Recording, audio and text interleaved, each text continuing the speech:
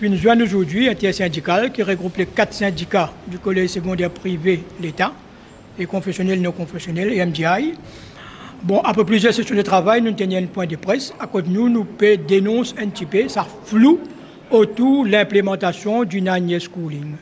Donc, qui nous met une grosse appréhension qui nous trouvons, nous, et surtout ça l'examen PISAC, qui peut être l'examen highly compétitif, right, comme on peut trouver, parce que comment pour déterminer admission de grade 7, donc c'est MES lui-même qui peut faire par rapport à performance des enfants.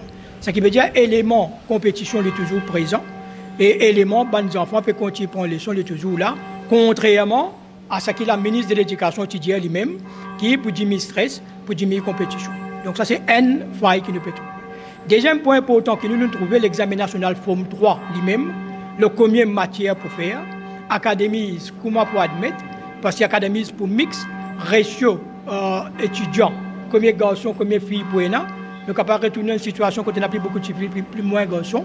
Donc, l'examen là, lui-même, est pour highly compétitif, encore une fois, il est pour stressant, parce qu'il a, c'est là que CPE peut venir, CPE peut postpone peut venir là. Qui pour arriver, ça va des enfants qui d'extended primary là, après 4 ans, quel type d'examen je peux composer? Est-ce que je peux composer même l'examen qui est de forme mainstream, qui nous doute fort, ou bien je peux composer un autre examen qui est moins difficile, comment on peut dire, et qui peut arriver en cas de passer? Est-ce que je parle de forme 4?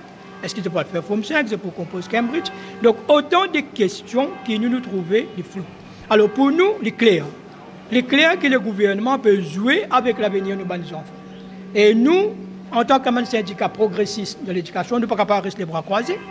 Nous besoin et nous besoin attirer que la ministre pas nous joindre nous à aucun moment, malgré différentes lettres qui nous ont envoyées. Alors, une décision que nous prend, qui nous peut annoncer aujourd'hui. Premièrement, nous pouvons écrire une lettre au Premier ministre, nous pouvons demander une rencontre pour discuter la question d'implémentation du Nanyes Schooling avec lui. Deuxième, nous pouvons contre la possibilité, right, pour organiser une grande manifestation pour lui à partir de février ou mars l'année prochaine, après que nous tenions l'Assemblée générale.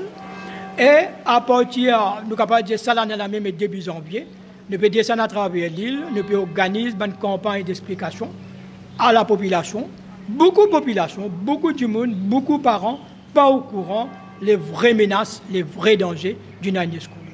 Donc voilà 3 décisions qui nous finissent arrêter. Là, pour le moment, nous avons 4 syndicats. Nous avons EPSI, les mêmes qui regroupe tout mon employé du collège privé. Nous avons MDI qui regroupe tout mon employé de MDI. Nous avons DSSTU, collège d'État, et Education Officer Union, collège d'État.